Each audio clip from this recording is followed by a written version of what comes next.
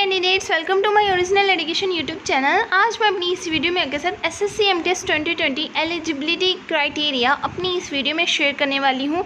ये वीडियो उन कैंडिडेट्स के लिए बहुत ज़्यादा इंपॉर्टेंट होने वाली है जो भी अभी न्यूली एसएससी एमटीएस यानी कि मल्टीटास्किंग स्टाफ की प्रिपरेशन कर रहे हैं एंड न्यूली अभी एसएससी एमटीएस में अपना करियर बनाना चाहते हैं। एलिजिबिलिटी क्राइटेरिया किस तरह से वर्क करता है, स्टूडेंट्स को ये जानना बहुत ज़्यादा ज़रूरी है कि एलिजिबिलिटी क्राइटेरिया के माध्यम से आपका एसएससी एमटीएस में सिलेक्शन किस तरह से हो सकता है, आप किस कैटेगरी से बिलोंग करते हैं एंड आपके लिए एलिजिबिलिटी क्राइटेरिया का जानना बहुत ज़्यादा ज़रूरी है। तो ये वीडियो आज एलिजिबिलिटी क्राइटेरिया जो भी न्यूली एमटीएस में प्रिपरेशन के लिए कैंडिडेट्स ज्वाइन हुए हैं उनके लिए ये वीडियो बहुत ज़्यादा इंपॉर्टेंट होने वाली है। तो वीडियो शुरू से लेकर एंड तक पूरी देखिएगा, बिल्कुल भी स्किप मत कीजिएगा।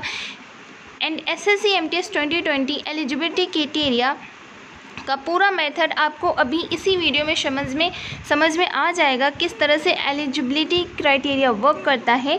एंड न्यूली ज्वाइन एमटीएस के कैंडिडेट्स के लिए ये वीडियो बहुत ज़्यादा इंपॉर्टेंट होने वाली है। तो चलिए वीडियो स्टार्ट करते हैं। लेकिन वीडियो स्टार्ट करने से पहले मैं आपसे कहना चाहती हूँ, अगर आप मेरे चैनल पर नए हैं और आपने मेरे चैनल को अभी तक सब्सक्राइब नहीं किया तो प्लीज़ सब्सक्राइब कर लीजिए और साथ में जब मैं लेकर इसे ज़रूर दबा देना ताकि जब भी मैं कोई नई वीडियो अपलोड करूँ उसका नोटिफिकेशन आप तक जल्द से जल्द पहुँच जाए, आप मेरी कोई भी नई वीडियो मिस ना कर पाएँ। एंड वीडियो को अभी से लाइक ज़रूर कर दीजिएगा एंड शेयर भी कर दीजिए ताकि बाकी कैंडिडेट्स को भी मेरी इस वीडियो से हेल्प मिल सके।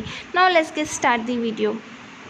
यहाँ पर मेंशन किया गया है कैंडिडेट्स एलिजिबिलिटी क्राइटेरिया किस तरह से वर्क करते हैं। There are 3 major criteria that a candidates is required, यानी कि 3 मेजर ऐसे क्राइटेरिया होते हैं जिनको कैंडिडेट्स को जिनकी रिक्वायरमेंट होती है। एंड आगे यहाँ पर मेंशन किया गया है to fulfil in order to be eligible for SSC MTS. Next आपको यहाँ पर मेंशन किया गया है 2020 exams. Let's have a look at all these 3 criteria, यानी कि 3 ऐसे क्राइटेरिया हैं जिनकी कैंडिडेट्स को रिक्वायरमेंट होती है, उनको एसएससी एमटीएस में सिलेक्शन दिलवाने के लिए ये एलिजिबिलिटी क्राइटेरिया पता होना बहुत ज़रूरी है। तो यहाँ पर मैं नेक्स्ट आपको मेंशन किया गया नेशनैलिटी आपको मेंशन की गई है। Candidates is required to be a citizen of India, यानी कि आप इंडिया के सिटीज़न होना आपका बहुत ज़्यादा ज़रूरी है। नेक्स्ट पॉइंट आपको यहाँ पर मेंशन किया गया सब्जेक्ट ऑफ में नेपाल।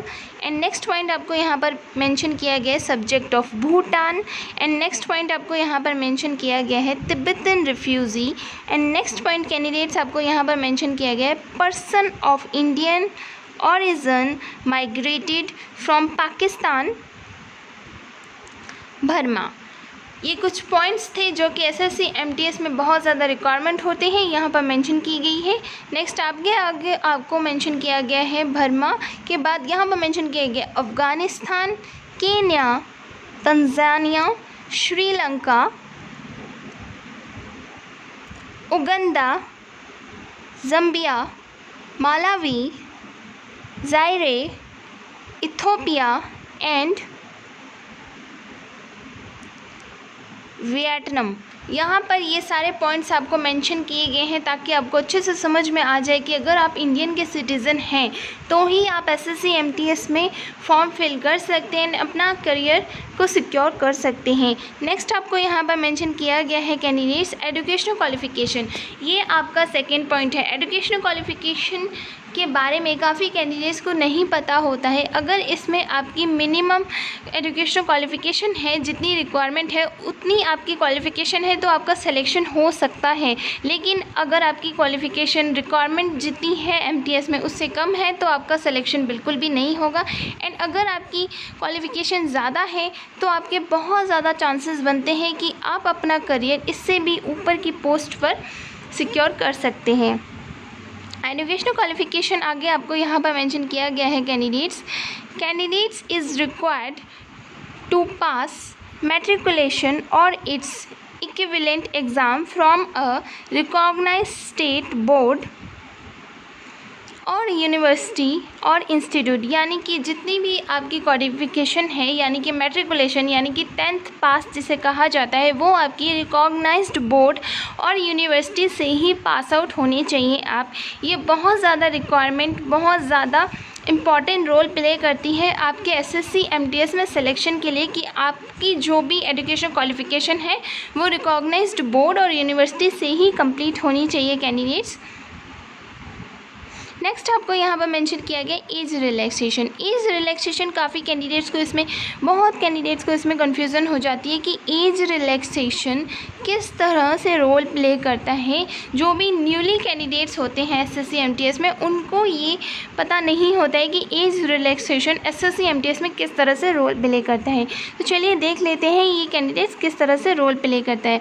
एसएससी एमटीएस में यहाँ पर मेंशन किया गया है एज यहाँ पर मेंशन किया गया है candidates as.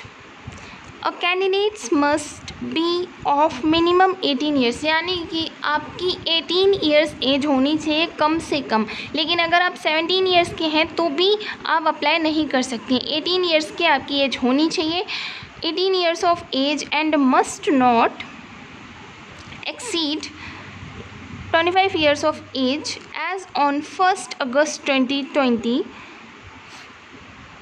and candidates born not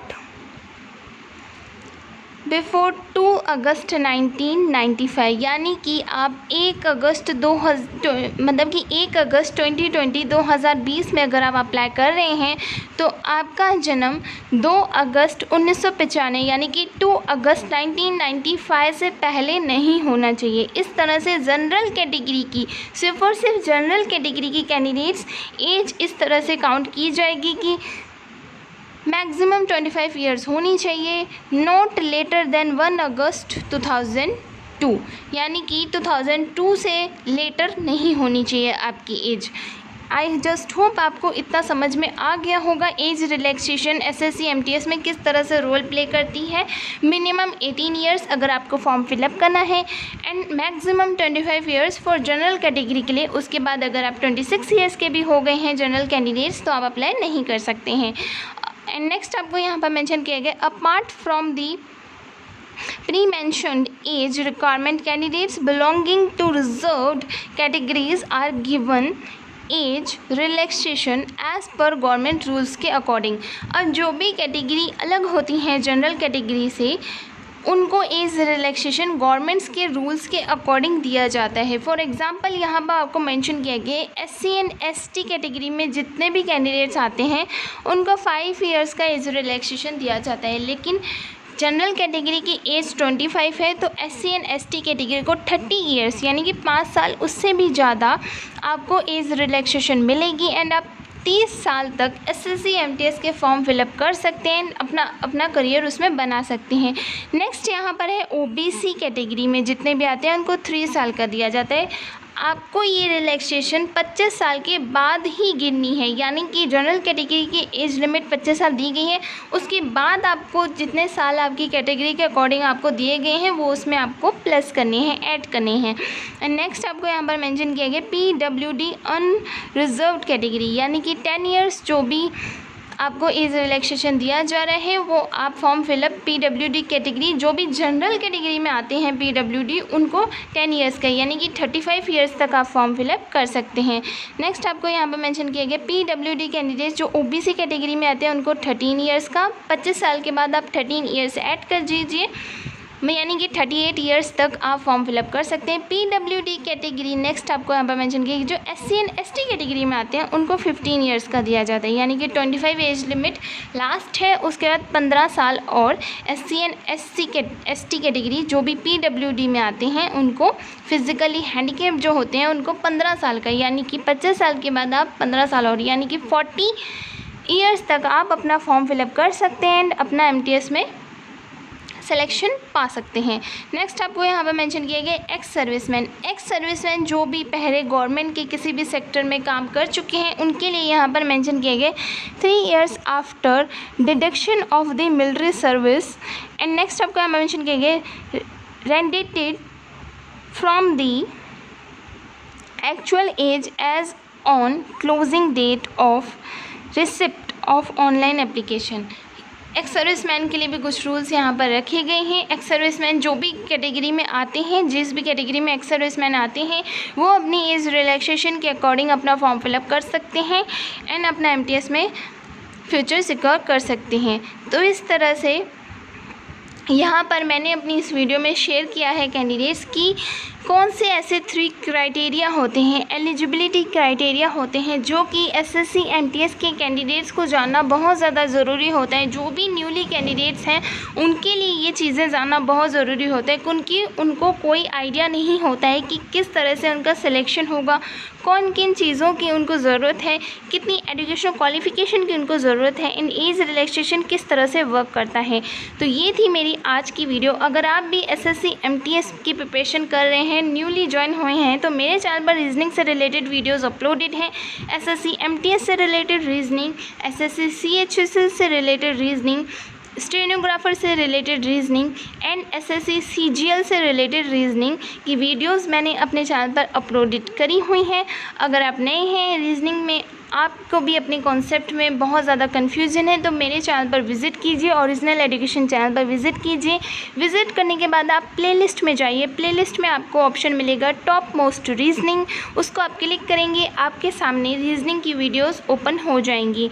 आप मेरी रीजनिंग की वीडियोस को देखकर अपने कॉन्सेप्ट को बिल्डअप कर सकते हैं एंड आपको बहुत ज़्यादा बेहतर आइडिया हो जाएगा कि किस तरह से रीजनिंग के क्वेश्चंस पूछे जाते हैं एग्ज़ाम्स में एंड किस तरह से आप ज़्यादा से ज़्यादा रीजनिंग में स्कोर कर सकते हैं। आई जस्ट होप मेरी ये वीडियो आपको अच्छी लगी होगी। लाइक एंड शेयर करना बिल्कुल भी मत भूलिएगा एंड कमेंट बॉक्स में कमेंट करके मुझे ज़रूर बताइएगा आपको ये वीडियो कैसी लगी। तो मिलते हैं फिर नेक्स्ट यूज़फुल वीडियो में। तब तक के लिए thank you, have a nice day, bye bye.